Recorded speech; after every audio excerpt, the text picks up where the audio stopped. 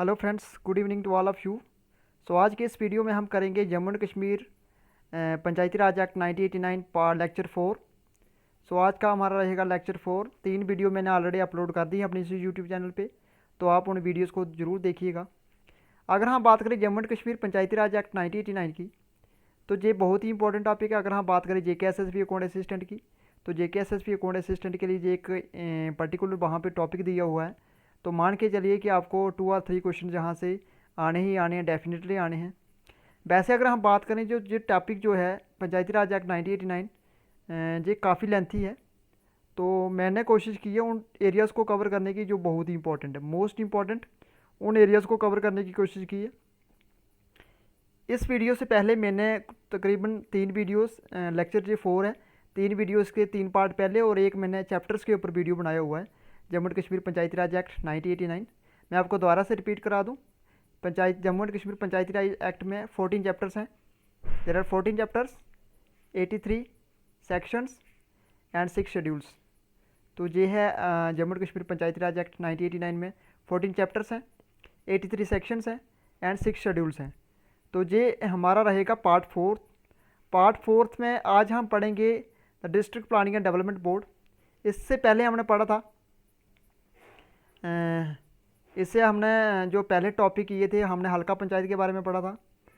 उसके बाद हमने पढ़ा था BDC, ब्लॉक डेवलपमेंट काउंसिल। अगर हम बात करें हल्का पंचायत की, ये एक होती है विलेज लेवल पे, जिसको आप पंचायत लेवल पे देख सकते हो। बहुत सारे विलेजेस इकट्ठे होकर एक बहुत 2 या 3 विलेज इकट्ठे होकर एक पंचायत बनाते हैं। और बहुत सारी जो पंचायतें होती हैं, बहुत सारी जो पंचायतें होती हैं वो मिलके एक ब्लॉक बनाते हैं। और जहाँ से जो हेड होगा वो सरपंच होगा, और जहाँ पे जो है BDC का चेयरमैन होता है, ब्लॉक डेवलपमेंट काउंसिल का चेयरमैन। तो इस तरीके से आपने जो अगर ये पहला वीडियो नहीं देखा तो उस वीडियो को ज़रूर देखिएगा। तो इसके बारे में कुछ एक इम्पॉर्टेंट चीज़ें आपने पढ़ी थी, वार्ड मजलिस देन हल्का मजलिस। बहुत सारे स्टूडेंट्स को नहीं पता होगा, मैक्सिमम को पता होगा वार्ड मजलिस और हल्का मजलिस किसको बोलते हैं। अगर मैं थोड़ा सा आपको क्लियर कर दूं, एक एक पर्टिकुलर, जैसे मैं बता रहा हूँ कि इसकी जो लेंथ है टोटल, जो एक पंचायत में नंबर ऑफ़ जो पंचेस होने चाहिए कम से कम 7 नंबर ऑफ़ पंचेस जो एक पंचायत में होने चाहिए, एक वार्ड में, एक पंचायत में होने चाहिए 7 और मैक्सिमम 11। ठीक है फ्रेंड्स। तो हर एक वार्ड में, हर एक में सपोज करो ये एक पंचायत है, ये छोटी छोटी वार्ड्स हैं, ये वार्ड्स हैं छोटी छोटी, ये वार्ड्स हैं। तो हर एक पंचायत में, हर एक वार्ड में जो भी अडल्ट पर्सन होंगे जो एलिजिबल हैं वोट के लिए, या जिनका इलेक्टोरल लिस्ट में, वोटर लिस्ट में जिनका नेम है, उनको हम बोलते हैं वार्ड मजलिस। उनको क्या बोलेंगे फ्रेंड्स? वार्ड मजलिस। ठीक है। हल्का मजलिस बोलेंगे हम। एक हल्का है, एक पंचायत में जितने भी एलिजिबल वोटर हैं जिनका नाम वोटर लिस्ट में है, उनको हम बोलेंगे हल्का मजलिस। क्लियर हो गया आपको? हल्का मजलिस और ward Majlis chapter 1 capital A में मेंशन दिए हुए हैं। तो फर्स्ट चैप्टर में आपने प्रिलिमिनरी पढ़ा था। इससे आपको मैं एक चीज़ और सुजेस्ट करता हूँ, आप मेरा पहले वाला वीडियो ज़रूर देखिएगा चैप्टर्स के ऊपर, क्योंकि पर्टिकुलर आपको क्वेश्चन एक पूछा ही जाएगा डेफिनेटली चैप्टर्स के ऊपर। अगर हम बात करें ब्लॉक डेवलपमेंट काउंसिल का कौन से चैप्टर में उसको मेंशन किया गया है, हल्का पंचायत कौन से चैप्टर में है, उनकी पावर्स कौन से चैप्टर में है, कंडक्ट ऑफ बिजनेस जो है कौन से चैप्टर में है, district planning and development board कौन से चैप्टर में है, उसके बाद अगर हम कॉन्स्टिट्यूशन ऑफ पंचायती अदालत के बारे में बताएं तो उसको भी वो कौन से चैप्टर में मेंशन किया गया है। तो आप उस वीडियो को ज़रूर देखिएगा, क्योंकि चैप्टर्स के ऊपर डेफिनेटली ये क्वेश्चन पूछा जाएगा। उसके बाद अगर हम बात करें अपने चैप्टर लेक्चर 1, 2, 3, ये 3 जो लेक्चर बनाए हैं हमने हल्का पंचायत के बारे में पढ़ा। उसके बाद हमने ब्लॉक डेवलपमेंट काउंसिल के बारे में पढ़ा, हल्का पंचायत की पावर्स के बारे में पढ़ा, उनका टेन्यूर कितना होता है, कौन कितने मेंबर्स होते हैं, उसका जो सेक्रेटरी होता है वो कौन होता है।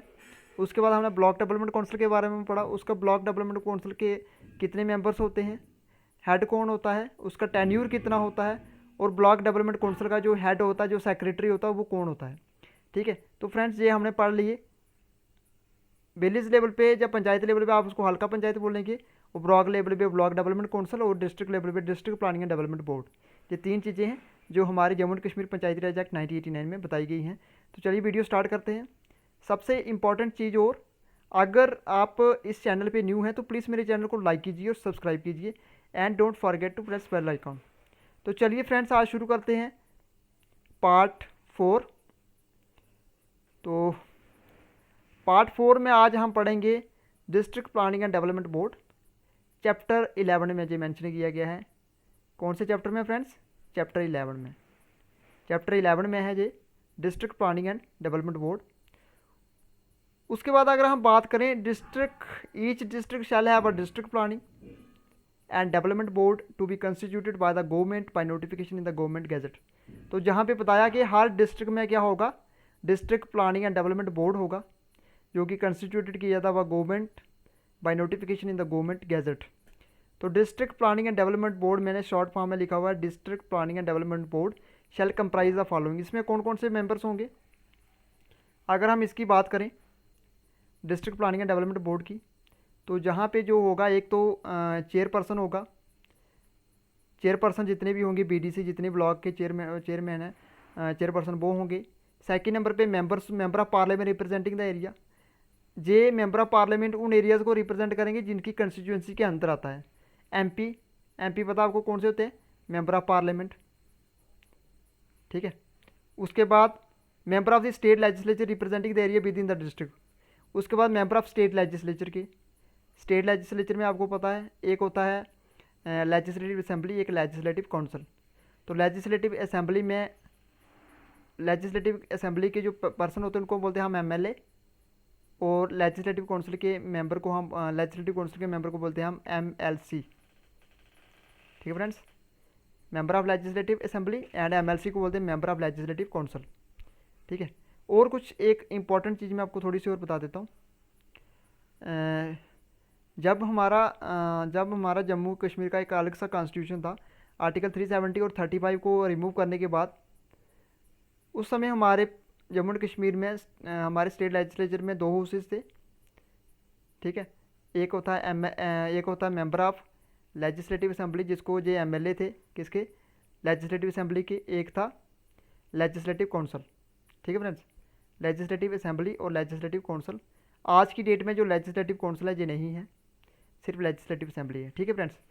उसके बाद अगर हम बात करें जम्मू एंड कश्मीर की, जम्मू एंड कश्मीर को 2 पार्ट में डिवाइड किया गया। जेएंडके को किया गया 2 पार्ट में, एक बना जम्मू एंड कश्मीर और एक बना लद्दाख। तो लद्दाख में ये सिस्टम है कि लद्दाख में ना तो लेजिस्लेटिव असेंबली है ना लेजिस्लेटिव काउंसिल है। ठीक है फ्रेंड्स, चलो ये था आपका थोड़ा एक्स्ट्रा के लिए जो मैंने बता दिया आपको। अब उसके बाद हम बात करते हैं, इसके साथ साथ कौन सा होंगे? चेयरपर्सन होंगे town area committee at the district. उसके बाद प्रेसिडेंट होगा म्यूनसिपल काउंसिल का। उसके बाद फ्रेंड्स देखते हैं कौन कौन से मेंबर्स होंगे इसमें। उसके बाद हम बात करते हैं chairperson of the board shall be elected by the member of the district planning and development board from amongst themself in such manner as may be prescribed. और जो चेयरपर्सन होगा बोर्ड का, वो किसके द्वारा इलेक्ट किया जाएगा? मेंबर जो होंगे district planning and development board के। ठीक है, उनसे ही इलेक्ट किया जाएगा, उनमें से ही इलेक्ट किया जाएगा। उसके बाद provided that the office of the chairperson shall be reserve for, देखिए उसके बाद आ गया the schedule caste and schedule tribe, and the number of the office of chairperson so reserve shall be bear as nearly as may be the same proportion to the total number of offices of chairperson.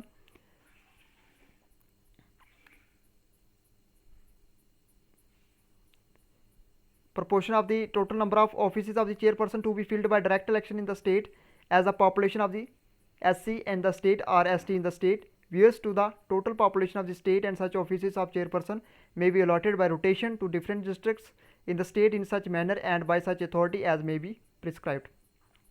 तो जहाँ पे बात की है schedule caste और schedule tribe की, और जो नंबर ऑफ़ ऑफिसेज होंगे चेयरपर्सन के वो रिजर्व्ड किए जाएंगे किसके लिए? As may be the same proportion of the total number of offices, जितने भी टोटल नंबर ऑफ ऑफिसेज होंगे to be filled by direct election से उसको फिल्ड किया जाएगा in the state as the population of the SC और ST। उसके बाद bears to the total population of the state and such offices of chairperson may be allotted, और जितने भी जो ऑफिसेज होंगे चेयरपर्सन के वो अलॉट किए जाएंगे रोटेशन टू डिफरेंट डिस्ट्रिक्ट्स। ठीक है, आज एक डिस्ट्रिक्ट में, नेक्स्ट टाइम दूसरे डिस्ट्रिक्ट में, थर्ड टाइम दूसरे डिस्ट्रिक्ट में, इस तरीके से in such a manner as may be authority as may be prescribed. उसके बाद हम बात करते हैं not less than 1/3 of the total number of offices of the chairperson reserve under the above provision shall be reserve for women belonging to the SC और as the case may be the schedule caste and the schedule tribe. तो 1/3 जो total number of offices होंगे chairperson के, उससे कम 1/3 से कम reserve नहीं किए जाएंगे। 1/3 से मतलब 1/3 से कम से कम 1/3 जो होंगे वो रिजर्व किए जाएंगे। Reserve under the above provision shall B किसके लिए, फॉर वुमेन बिलोंगिंग टू, जो वीमेन बिलोंग करती है शेड्यूल कास्ट और शेड्यूल ट्राइब से, ठीक है। उसके बाद हम बात करते हैं फ्रेंड्स जो ये है तो 22 चेयरपर्सन जो होगा बोर्ड का shall be elected by the members के द्वारा इलेक्ट किया जाएगा उसको of the district planning and development from amongst themself in such manner as may be prescribe. जिस तरीके से बताया गया है, जो 22 चेयरपर्सन होगा बोर्ड का वो इलेक्टेड किया जाएगा मेंबर जो होंगे district planning and development board from amongst themself. उसके बाद पॉइंट 7 में देखें, district planning commission district development commissioner shall be the chief executive of the district planning and development board. अब जो DDC होगा, DDC जो होगा वो ये क्या होगा, chief executive of the district planning and development board. अब थोड़ी सी मैं आपको बता देता हूँ, अगर हम हल्का पंचायत की बात करें तो हल्का पंचायत में जो सेक्रेटरी होगा वो GRS होगा या मल्टीपर्पज़ वर्कर।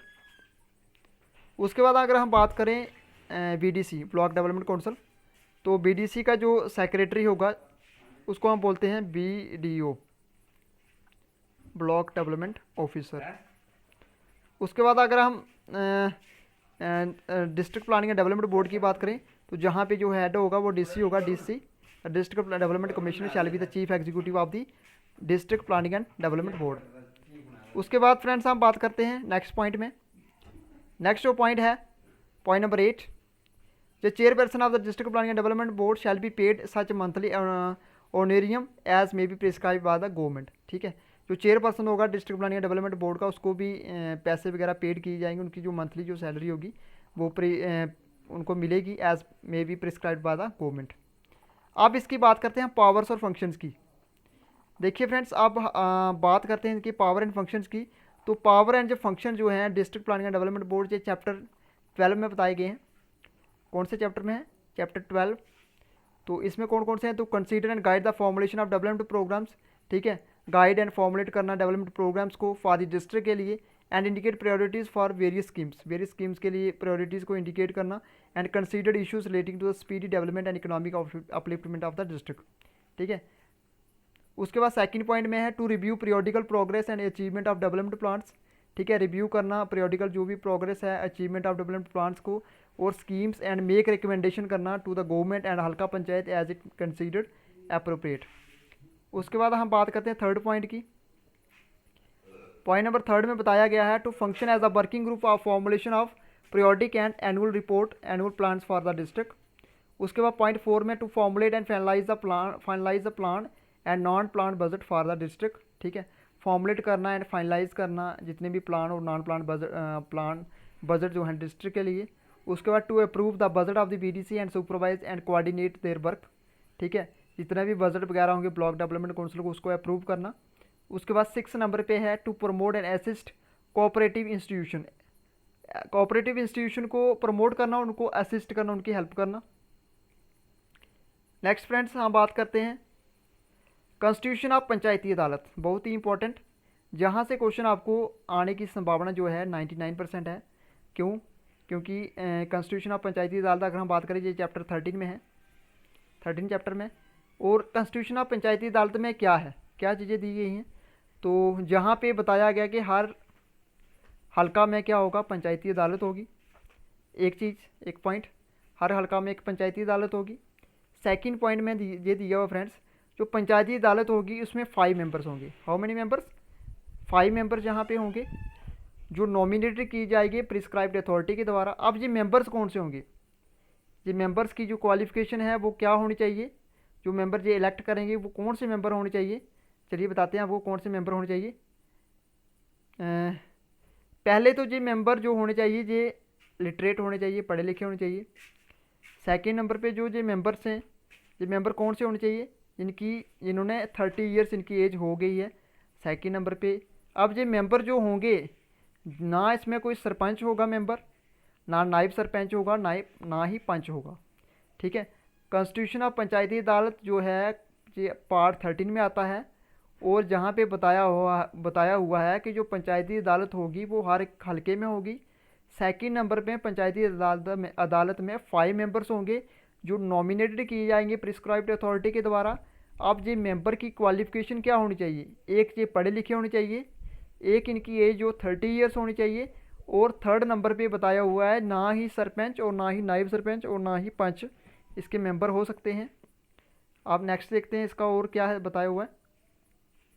इसके साथ अगर हम बात करें, जो मेंबर्स जहाँ पे नॉमिनेट किए जाएंगे वो गवर्नमेंट ऑफिशियल नहीं होने चाहिए, गवर्नमेंट ऑफिस में काम करने वाले नहीं होने चाहिए, मतलब उनकी गवर्नमेंट जॉब नहीं होनी चाहिए। पॉइंट नंबर थर्ड की अगर हम बात करें, जो term of member of the Panchayati Adalat वो कितना होना चाहिए, वो कितना होगा, वो 5 ईयर्स होगा। ठीक है। जो टर्म होगा मेंबर ऑफ पंचायती अदालत का वो कितना होगा, 5 ईयर होगा। ठीक है।